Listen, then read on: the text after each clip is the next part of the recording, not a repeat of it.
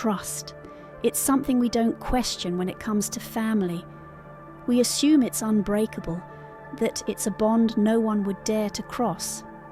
But what happens when someone in your own family shatters that trust? What do you do when the person you believed would protect you becomes the one you need protection from? This is my story, a story I never thought I'd have to share. But sometimes sharing is the only way to heal and to help others see that they're not alone. It started like any other ordinary day. My husband had left for work and I was home, taking care of the usual things. Out of nowhere, my cousin stopped by. It wasn't unusual. We've always had a close relationship. Family visits were a normal part of life. He seemed friendly, warm, and everything felt completely normal at first. But as the visit went on, something started to feel off.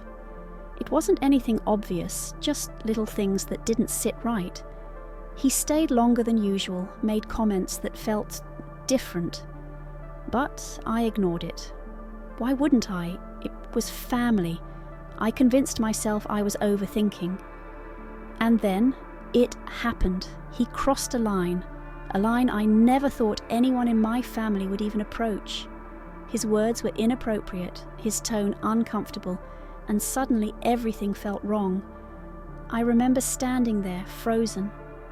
My mind was racing. Did he just say that? Am I misunderstanding? The look in his eyes made it clear. I wasn't misunderstanding anything. This was intentional.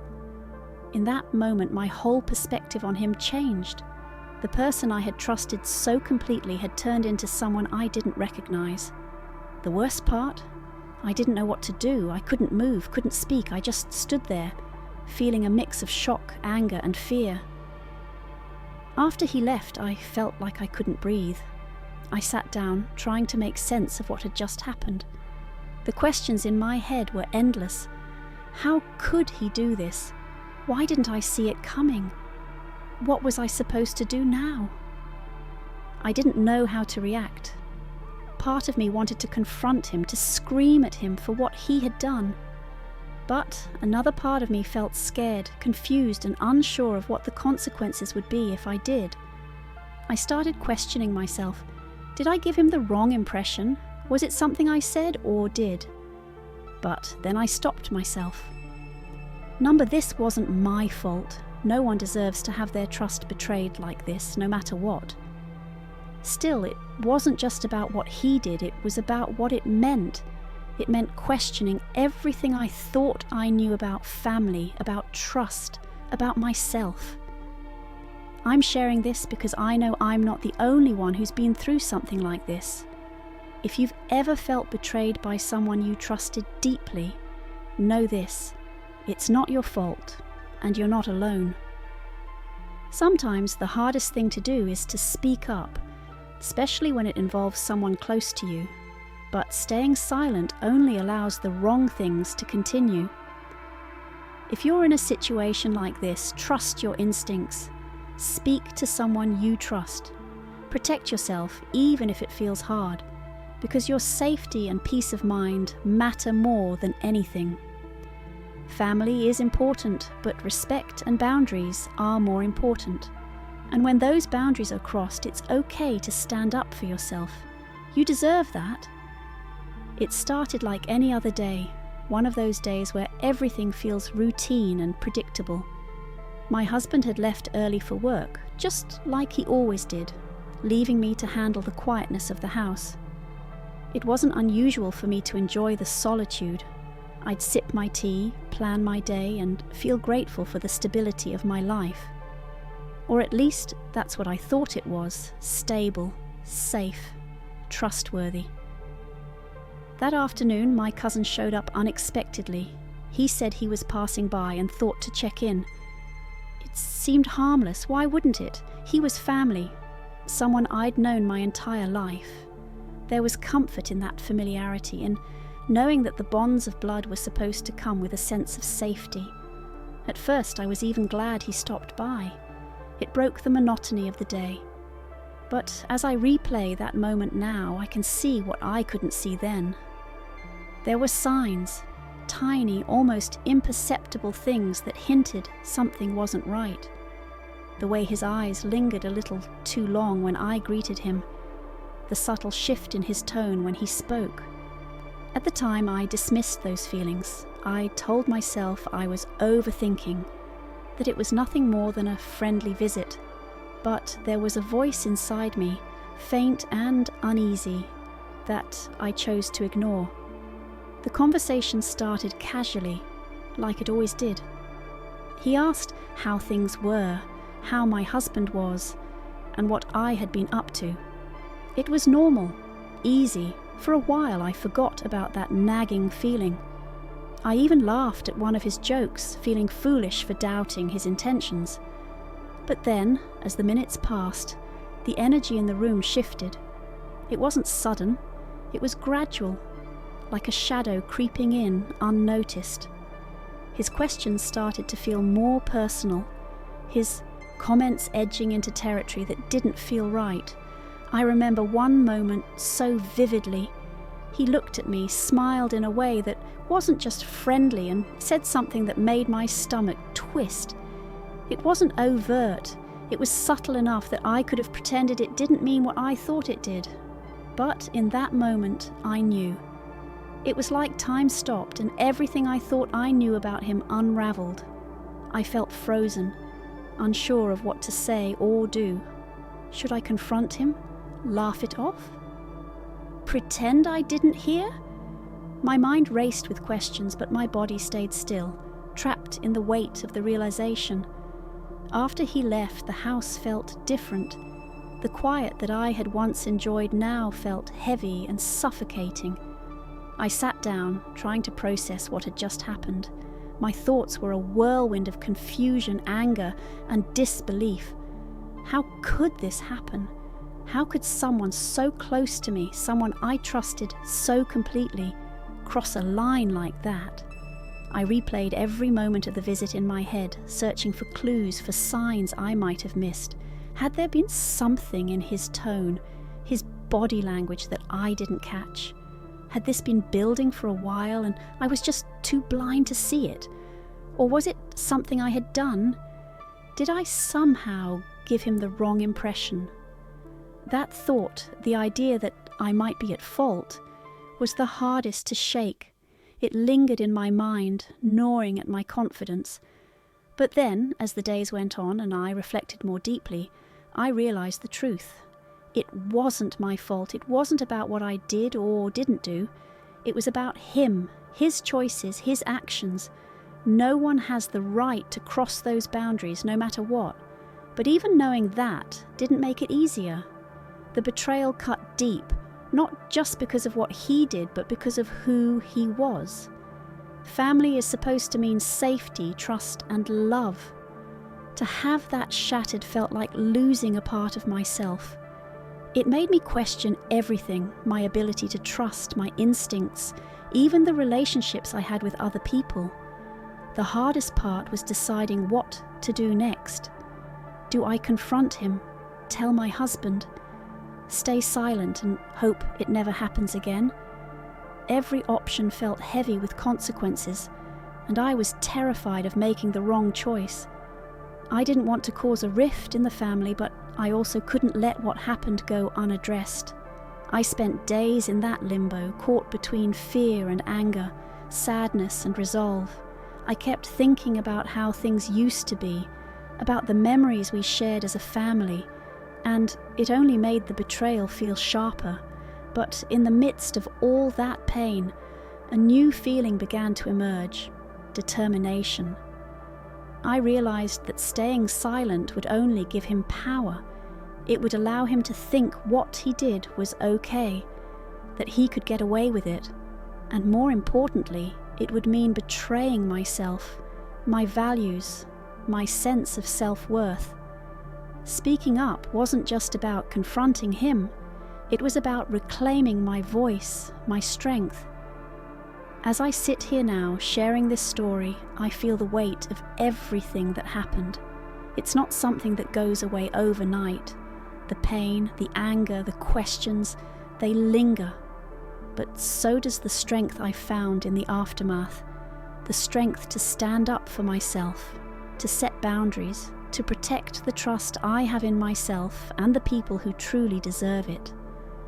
This experience taught me a lot about trust and betrayal, about the importance of listening to that inner voice, and about the courage it takes to speak up, even when it feels impossible. And if there's one thing I hope you take away from this, it's that your voice matters. Your boundaries matter, and no one, no matter how close they are, has the right to take that away from you. Family is supposed to be a source of love and support, but when someone crosses a line, it's okay to protect yourself. It's okay to put your well-being first. Because at the end of the day, your peace and safety are worth more than any bond, any relationship, any misplaced loyalty. It began subtly, so quietly that I barely noticed the change. At first, it was just words that seemed innocent but carried a weight I couldn't quite place. He would compliment me, not in the casual, harmless way you'd expect from a cousin, but with a tone that lingered just a little too long. I brushed it off, convincing myself that I was reading too much into it. After all, he was family. Surely there was no hidden intent behind his words. But as the days passed, those small moments began to pile up, and they no longer felt so small. He started showing up more often, always with some excuse. Sometimes he said he was nearby and thought to drop in. Other times he claimed he needed advice or just wanted to talk. At first I believed him. I told myself it was nice that he cared, that he felt comfortable enough to visit. But deep down, a part of me couldn't shake the unease that settled in every time he stepped through the door. The shift was gradual, almost imperceptible. He began to blur the boundaries, slowly and deliberately. There were moments when his gaze lingered longer than it should, when his words carried a weight that felt too personal. I remember one particular instance when he complimented me in a way that didn't feel like something you'd say to a cousin. My stomach tightened and I laughed it off awkwardly, trying to steer the conversation elsewhere. But that unease stayed with me, gnawing at the edges of my mind. Then, one day, everything changed. He came over unannounced again, his smile as warm and familiar as ever, but this time something was different. There was an air of confidence about him, a boldness that I hadn't noticed before. The conversation started like any other, light and easy, but it didn't stay that way. As the minutes passed, his words grew bolder, crossing from casual to something I couldn't ignore. There was one moment that's etched in my memory, a moment when his words shattered any illusion of innocence. He said something I can't bring myself to repeat, something that made my blood run cold. I froze, unable to process what had just happened. My heart raced, my mind a whirlwind of confusion and disbelief. How could he say something like that? Did I hear him wrong? Was it a misunderstanding? But the look in his eyes told me otherwise. There was no misunderstanding. I stood there, paralyzed, as the weight of his words settled over me. My home, which had always been my safe space, suddenly felt like a trap. I wanted to scream, to confront him, to demand an explanation, but no words came. Instead, I stood there in silence, feeling every ounce of trust I'd ever placed in him crumble to dust. When he finally left, the silence in the house was deafening. I sat down, my mind replaying every moment of his visit, every word he'd said. I kept asking myself the same questions. How did this happen? Why didn't I see it coming? What did I do wrong? And then, the most painful question of all, was it my fault? That question haunted me. It lingered in my thoughts, whispering doubts and fears I couldn't shake. I thought about every interaction we'd ever had, searching for something, anything, that could explain why he had crossed that line. But no matter how much I searched, I kept coming back to the same realization. This wasn't about me. It was about him, his choices, his actions, his decision to betray the trust I had in him. Still, the guilt weighed on me.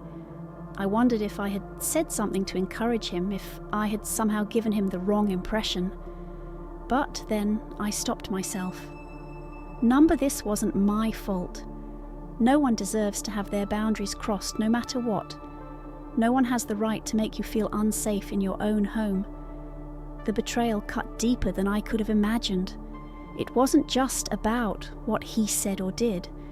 It was about what it meant. It meant questioning everything I thought I knew about him, about family, about trust. Family is supposed to be a source of comfort, a place where you feel protected and loved. To have that shattered felt like losing a part of myself.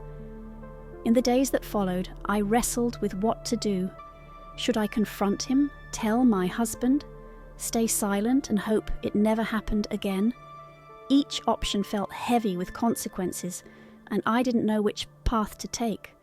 I was scared of how he might react, of what it might do to my family, of how it might change the way people saw me.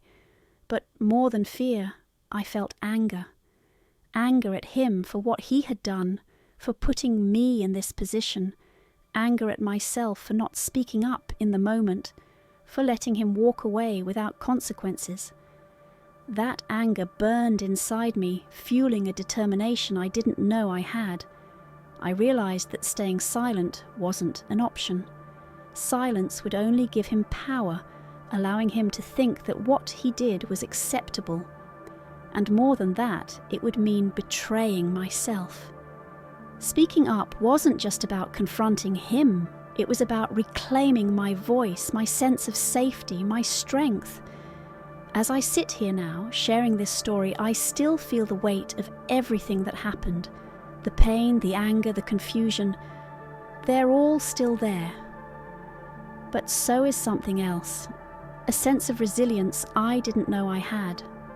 This experience has taught me so much about trust, about boundaries, and about the importance of standing up for yourself, even when it feels impossible.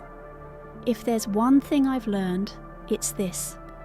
No one has the right to make you feel small, to cross your boundaries, or to take away your sense of safety. And if you're ever in a situation like this, know that you're not alone. Speak up, trust your instincts, and remember that your voice matters. You matter, and no one, not even family, has the right to take that away from you. I sat quietly, staring at the wall in front of me, the weight of everything that had happened pressing down on my chest like a heavy stone. This wasn't just about me anymore. It wasn't just about one incident, one moment of betrayal. It was about something much bigger, about the kind of world we live in and the choices we make when faced with situations that shake us to our core. The silence of the room felt deafening. Every creak of the floor, every whisper of the wind outside the window seemed amplified, as if the universe itself was holding its breath, waiting for me to make a decision. What do you do when someone you trust, someone you've laughed with, shared memories with, betrays you in such an unimaginable way? I thought about staying silent. It would be easier, wouldn't it? Easier to pretend it never happened, to avoid the confrontation, the awkward conversations, the potential fallout. But then I thought about what silence would mean. Silence wasn't just a shield. It was permission. It was allowing the wrong to go unchallenged, allowing him to believe that what he did was okay, that he could cross boundaries without consequences, and that was something I couldn't accept. I sat there for what felt like hours, replaying everything in my mind. His words, his tone, the way he looked at me. It all felt so clear now, so deliberate. There was no mistaking his intentions, and there was no way I could let that go unaddressed. The emotions coursing through me were overwhelming. Anger, hurt, fear, they all collided inside me, each one demanding to be heard. I was angry at him for what he had done, for taking something as precious as trust and turning it into a weapon. I was hurt by the betrayal, by the realization that someone I considered family could see me not as a person, but as an object to manipulate. And I was afraid of what would happen next, of how he would react, of how my family might respond. But amidst all that chaos, there was one emotion that stood out more than any other: resolve. I realized that this wasn't just about confronting him, it was about taking back my power, reclaiming the sense of security and self-worth that he had tried to take away from me. It was about making a choice, not to let fear dictate my actions, but to stand up for myself, even if it felt like the hardest thing I'd ever done.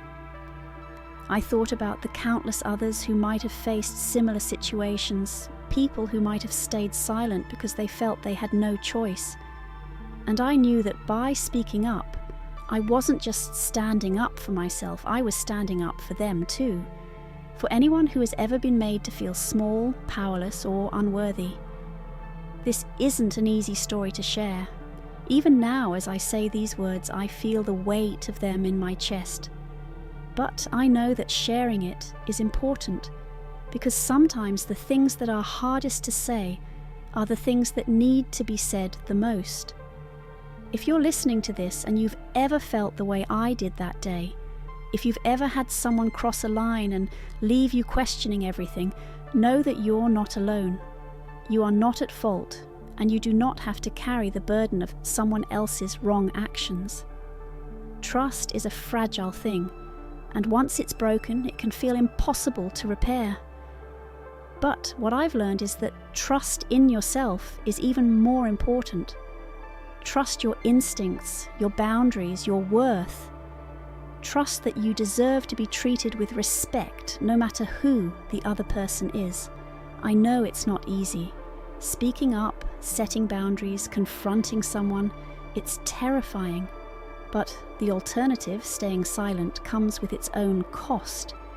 It means carrying the weight of what happened, letting it shape you in ways you don't deserve.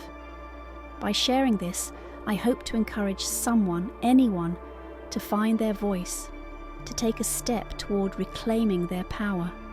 Because no one has the right to take that from you, no matter how close they are, no matter what relationship they share with you. If you're hearing this and you know someone who might be going through something similar, reach out to them. Let them know they're not alone. Sometimes all it takes is one person to say, "I believe you," to change everything. And if you've been through something like this, don't keep it bottled up. Share your story, whether it's with a friend, a counselor, or even in the comments below. Your voice matters. Your experience matters. And by speaking up, you might help someone else find the courage to do the same. This isn't just about one incident or one person. It's about a culture of silence that allows these things to happen. And the only way to change that culture is to speak up, to break the silence, to let the world know that this kind of behavior is not okay and will not be tolerated. I'm not here to say it's easy, it's not. But I can say this, it's worth it. Standing up for yourself, setting boundaries, reclaiming your sense of self, it's worth every difficult conversation, every moment of fear, every step of the journey. So if you're listening to this and you're wondering if you have the strength to do the same, let me tell you, you do. You are stronger than you think, braver than you feel, and more deserving of respect and love than you might believe. Braver than you feel and more deserving of respect and love than you might believe right now. And remember, trust is earned. If someone breaks it, They don't deserve your silence. They don't deserve the power to make you question your worth. Speak up, stand tall, and know that you are not alone in this fight.